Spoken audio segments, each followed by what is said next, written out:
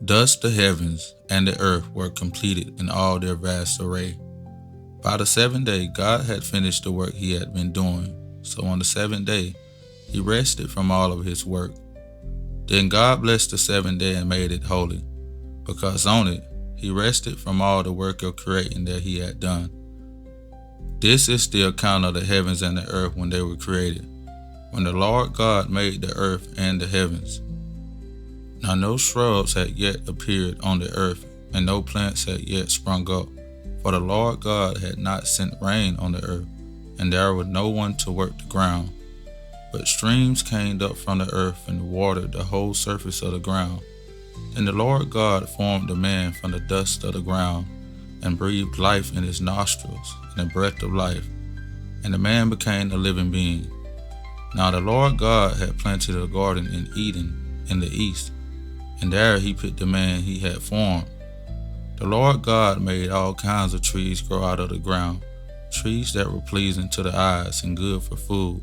In the middle of the garden were the tree of life and the tree of the knowledge of good and evil. The Lord God took the man and put him in the garden of Eden to work it and take care of it.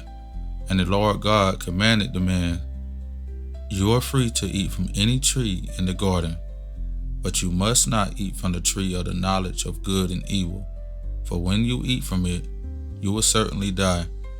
The Lord God said, "It is not good for the man to be alone. I will make a helper suitable for him." So the Lord God caused the man to fall into a deep sleep, and while he was sleeping, he took one of the man's rib and then closed up the place with flesh. Then the Lord God made a woman from the rib he had taken out of the man. He brought her back to the man. The man said, "This is now bone of my bones and flesh of my flesh. She shall be called woman, for she was taken out of man." That is why a man leave his father and mother and is united to his wife, and they become one flesh.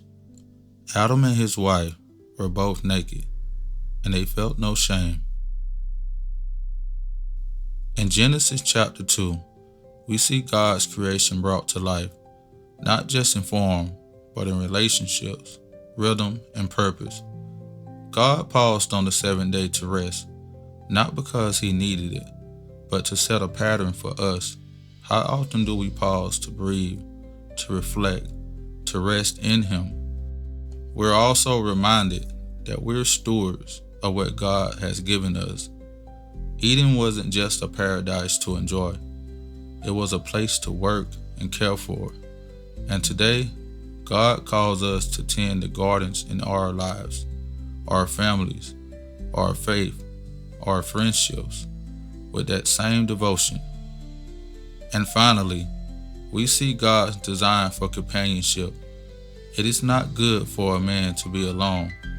In a world that often isolates, God invited us into deep connections, not just with others, but with himself.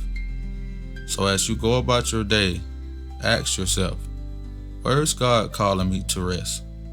What garden in my life needs tending?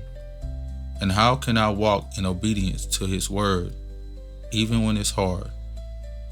Let's take these lessons and live them out one chapter at a time.